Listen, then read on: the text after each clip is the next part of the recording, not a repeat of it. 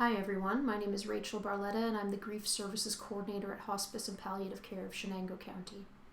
I want to welcome you all tonight to our annual service of remembrance. Obviously our service looks a lot different this year, but our purpose is the same, to remember and honor the lives of loved ones that have passed. Even though our service is virtual this year, we want it to be as interactive as possible, so I want to welcome any comments or feedback people have. For people watching our live premiere tonight, I want to welcome any feedback throughout the service. You can comment in our live chat that goes along with the video, and there'll be an opportunity later on to share the name of the loved one you're remembering tonight if you feel comfortable. For those watching the video after the fact, I welcome any feedback or comments in our comments section of the video or on our Facebook page. To start out tonight's service, I want to welcome Julie Palmieri, our Director of Patient and Family Services, and Lindsay O'Donnell, our Operations Manager, both who will be sharing readings with us. I also want to welcome Tom Murphy and Jenny Larcher, who will be sharing a musical performance. Hi, my name's Julie Palmieri, and I'm the Director of Patient and Family Services for Hospice of Chenango County. I'd like to share a poem with you by Maya Angelou titled When Great Trees Fall. When great trees fall, rocks on distant hills shudder, lions hunker down in tall grasses, and even elephants lumber after safety. When great trees fall in forests, small things recoil into silence, their senses eroded beyond fear. When great souls die, the air around us becomes light, rare, sterile. We breathe briefly. Our eyes briefly see with a hurtful clarity. Our memory, suddenly sharpened, examines, gnaws on kind words unsaid, promised walks never taken. Great souls die, and our reality, bound to them, takes leave of us. Our souls, dependent upon their nurture, now shrink, wizened. Our minds, formed and informed by their radiance, fall away. We're not so much maddened as reduced to the unutterable ignorance of dark, cold caves. And when great souls die, after a period, peace blooms, slowly and always irregularly. Spaces fill with a kind of soothing electric vibration. Our senses, restored, never to be the same, whisper to us, they existed. They existed. We can be and be better, for they existed. Thank you. Hi everyone, my name is Lindsay O'Donnell and I work at Hospice and Palliative Care of Chenango County. I'd like to start off by thanking everyone for joining us tonight for our service of remembrance. And thank you, Rachel, our Grief Services Coordinator, for hosting as she does every year, and she does a phenomenal job. This is one of my favorite events. I think it's really touching and it gives people a way to connect. Rachel has invited me to share something with you guys tonight. I know that most people here have experienced a loss probably pretty recently, and I have as well. So you're not alone, and I know that it's really hard. Somebody shared this poem with me, and from the research that I've done, it's by Henry Scott Holland. It was sent to me in a newspaper clipping, so it originally did not have the author on it, so I had to look that up a bit. But this poem really meant a lot to me when I went through my loss, and as I'm still going through the grieving process, and I wanted to share it with you all because I think that if we find something that helps us cope, we should share it with people who are in the same situation. And I'm sure that I will learn a lot and hear a lot from you all tonight as well. So here it goes. And if you hear a child swimming, that's because we're outside and the kids are home. So thank you. Death is nothing at all. It does not count. I have only slipped away into the next room. Nothing has happened. Everything remains exactly as it was. I am I, and you are you. The old life that we lived so fondly together is untouched, unchanged. Whatever we were to each other, that we still are. Call me by my old familiar name. Speak of me in the easy way which you used to. Put no difference in your tone. Wear no forced air of solemnity or sorrow. Laugh as we always laughed at the little jokes that we enjoyed together. Play, smile, think of me, pray for me. Let my name be ever the household word that it always was. Let it be spoken without an effort, without the ghost of a shadow upon it. Life means all that it ever meant. It is the same as it ever was. There is absolute and unbroken continuity. What is death but a negligible accident? Why should I be out of mind because I am out of sight? I am but waiting for you, for an interval, somewhere very near, just around the corner. All is well. Thank you. When all the world is a hopeless jumble and the raindrops tumble all around, heaven opens a magic lane.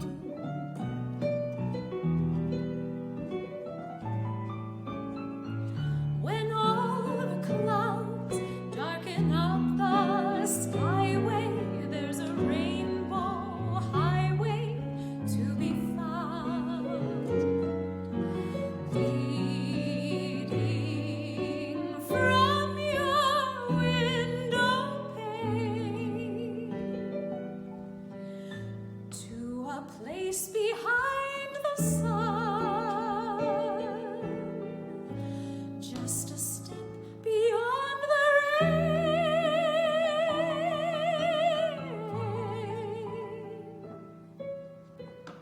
Somewhere over the rainbow, way up high, there's a land that I heard of once in a lullaby. Somewhere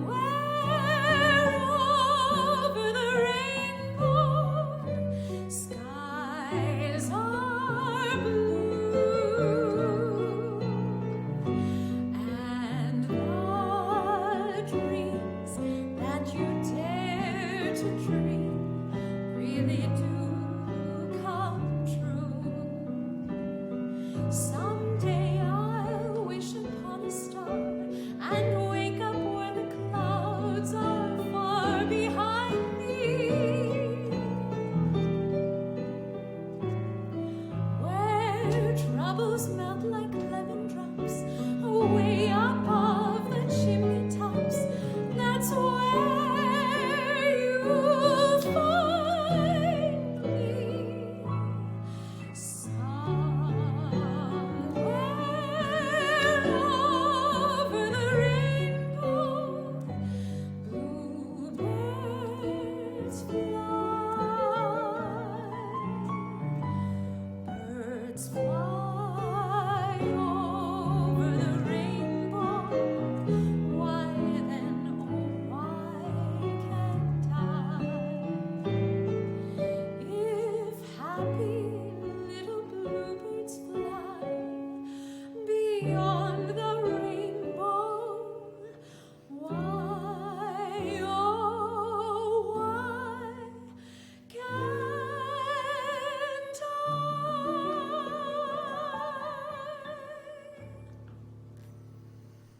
Thank you so much, Julie, Lindsay, Tom, and Jenny, for your contributions.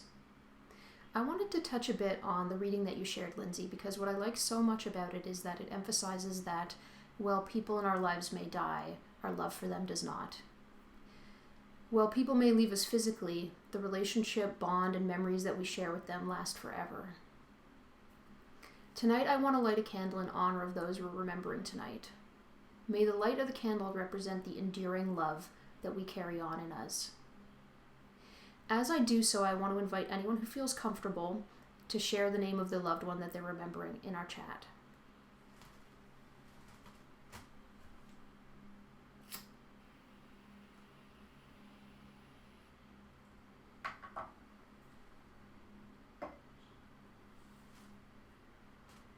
Please join me for a moment of silence in honoring those that have passed.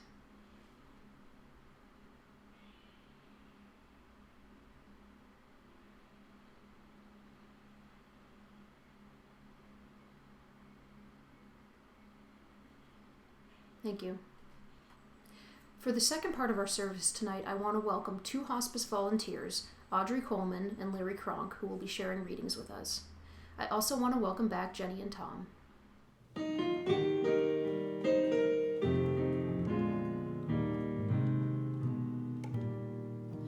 I'm tired and weary, but I must toil on till the Lord comes to call me away, where the morning is bright and the Lamb is the light, and the night is as fair as the day.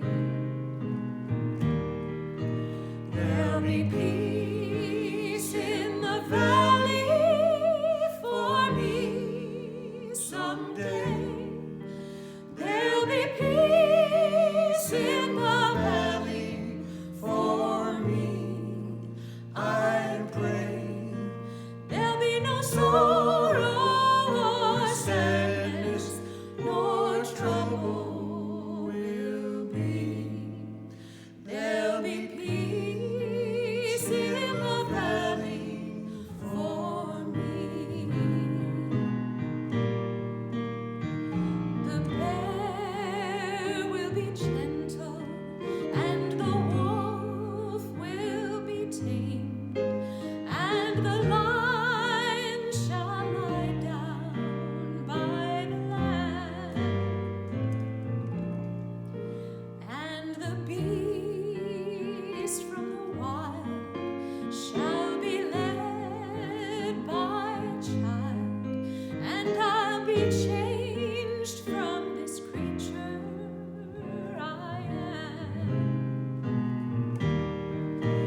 There'll be peace in the valley for me someday.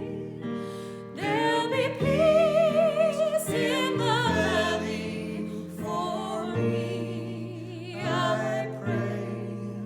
There'll be no sorrow or sadness, nor trouble will be. There'll be peace in the valley for me. Hi there, my name is Audrey Coleman, and this is Fanny, my 12-year-old golden retriever, and we are both hospice volunteers. I'd like to do a reading, and it's entitled We Remember Them by Sylvan Kamens and Rabbi Jack Reimer. At the rising sun and at its going down, we remember them. At the blowing of the wind and in the chill of winter, we remember them. At the opening of the buds and in the rebirth of spring, we remember them. At the blueness of the skies and in the warmth of summer, we remember them. At the beginning of the year and when it ends, we remember them. As long as we live, they too will live, for they are now part of us as we remember them. When we are weary and in need of strength, we remember them. When we are lost and sick at heart, we remember them. When we have decisions that are difficult to make, we remember them. When we have joy we crave to share, we remember them. When we have achievements that are based on theirs, we remember them. For as long as we live, they too will live, for they are now a part of us as we remember them. Hello, my name is Larry Krunk. I'm one of the new hospice volunteers, both for spiritual care and bereavement. And I'm also a pastor of the United Church of Oxford. And I'm very honored to be asked to participate in this remembrance. The book I've chosen to read a passage from is called Tuesdays with Maurey by Mitch Albom, and it's about a man. Mitch is a journalist, and he finds one of his old college professors, sees him on television because he's terminally ill, and reconnects with him, and they start meeting regularly every Tuesday for a number of weeks. And Maurey is a very wise man, and he teaches Mitch a whole lot of things about life. And he talks in the passage I'm going to read about death and grief. Let's begin with this idea, Maurey said. Everyone knows they're going to die, but nobody believes it. He was in a businesslike mood this Tuesday. The subject was death, the first item on my list. Before I arrived, Maurey had scribbled a few notes on small white pieces of paper so that he wouldn't forget. His shaky handwriting was now indecipherable to everyone but him. It was almost Labor Day, and through the office window, I could see the spinach-colored hedge of the backyard and hear the yells of children playing down the street, their last week of freedom before school began. Here in Maurey's office, life went on, one precious day at a time. Now we sat together a few feet from the newest addition to the house, an oxygen machine. Oh, I should mention Maurey had ALS, sometimes called Lou Gehrig's disease. It was small and portable, about knee-high. On some nights, when he couldn't get enough air to swallow, Maurey attached the long plastic tubing to his nose, clamping on his nostrils like a leech. I hated the idea of Maurey connected to a machine of any kind, and I tried not to look at it as Maurey spoke. Everyone knows they're going to die, he said again, but nobody believes it. If we did, we would do things differently. So we kid ourselves about death, I said. Yes, but there's a better approach. To know you're going to die and to be prepared for it at any time. That's better. That way you can actually be more involved in your life while you're living. How can you ever be prepared to die? Do what the Buddhists do. Every day have a little bird on your shoulder that asks, is today the day? Am I ready? Am I doing all I need to do? Am I being the person I want to be? He turned his head to his shoulder, as if the bird were there now. Is today the day I die, he said. Maurey borrowed freely from all religions. He was born Jewish, but became an agnostic when he was a teenager, partly because of all that had happened to him as a child. He enjoyed some of the philosophies of Buddhism and Christianity, and he still felt at home culturally in Judaism. He was a religious man, which made him even more open to the students he taught over the years, and the things he was saying in his final months on earth seemed to transcend all religious differences. Death has a way of doing this. The truth is, Mitch, he said, once you learn how to die, you learn how to live. I nodded. I'm going to say it again, he said. Once you learn how to die, you learn how to live. He smiled, and I realized what he was doing. He was making sure I absorbed this point without embarrassing me by asking if it was part of what made him a good teacher. Did you think much about death before you got sick? I asked.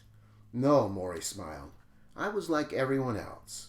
I once told a friend of mine in a moment of exuberance, I'm going to be the healthiest old man you ever met. How old were you? In my 60s. But you were optimistic. Why not? Like I said, no one really believes they're going to die. But everyone knows someone who has died, I said. Why is it so hard to think about dying? Because, Maurey continued, most of us all walk around as if we're sleepwalking. We really don't experience the world fully because we're half asleep, doing things automatically, the things that we have to do. And facing death changes all that? Oh yes, you strip away all that stuff and you focus on the essentials. When you realize you are going to die, you see everything much differently. He sighed. Learn how to die and you learn how to live. I noticed that he quivered now when he moved his hands. His glasses hung around his neck, and when he lifted them to his eyes, they slid around his temples, as if he were trying to put them on someone else in the dark.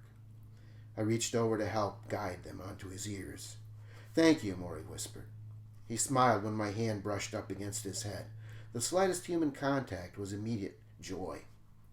Mitch, can I tell you something? Of course, I said. You might not like it. Why not? Well, the truth is, if you really listen to that bird on your shoulder, if you accept that you can die at any time, then you might not be as ambitious as you are. I forced a small grin. The thing you spend so much time on, all this work you do, night after night, it may not seem as important. You might have to make room for some more spiritual things. Spiritual things? You hate that word, don't you? Spiritual. You think it's a touchy-feely stuff. Well, I said, he tried to wink, a bad try, and I broke down and laughed. Mitch, he said, laughing along, even if I don't know what spiritual development really means, I do know we're deficient in some way. We are too involved in materialistic things, and they don't satisfy us. The loving relationships we have, the universe around us, we take those things for granted. He nodded toward the windows with the sunshine streaming in. You see that? You can go out there, outside, anytime. You can run up and down the block and go crazy. I can't do that. I can't go out. I can't run. I can't be out there without fear of getting sick. But you know what? I appreciate that window more than you do. Appreciate it? Yes, I look out that window every day. I notice the change in the trees, how strong the wind is blowing. It's as if I can see time actually passing through that window pane. Because I know my time is almost done, I am drawn to nature like I'm seeing it for the first time. He stopped, and for a moment, we both just looked out the window. I tried to see what he saw. I tried to see time and seasons, my life passing in slow motion.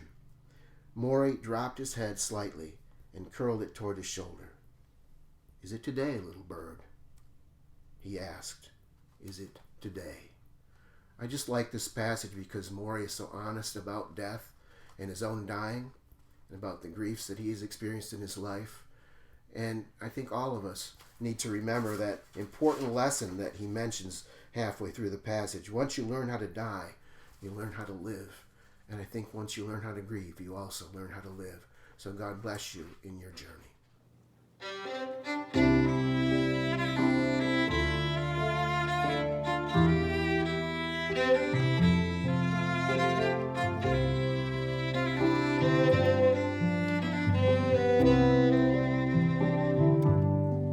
Leaves are falling and turning in showers of gold as the postman climbs up our long hill. And there's sympathy written all over his face as he hands me a couple more pills. Who will watch the home place? Who will tend my heart's dear space? Who will fill my empty place when I am gone from here? There's a lovely green nook by a clear running stream. It was my place when I was quite small, and its creatures and sounds could soothe my worst pains, but today they don't ease me at all. In my grandfather's shed there are hundreds of tools. I know them by feel and by name, and like parts of my body, they've patched this old place. When I move them, they won't be the same. Who will watch the home place? Who will tend my heart's dear space? Who will fill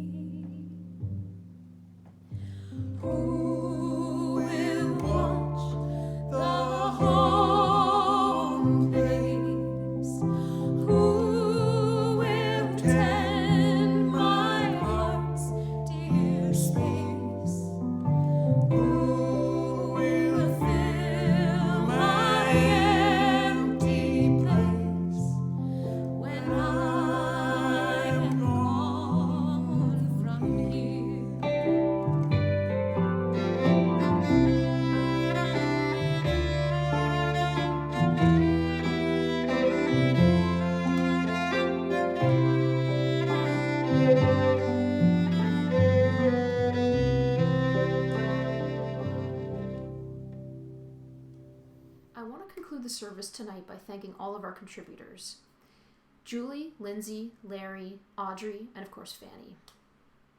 Thank you as well so much, Jenny and Tom, for your beautiful performances. And I want to thank everyone who attended our service tonight. It is my hope that in your grief you find peace and comfort.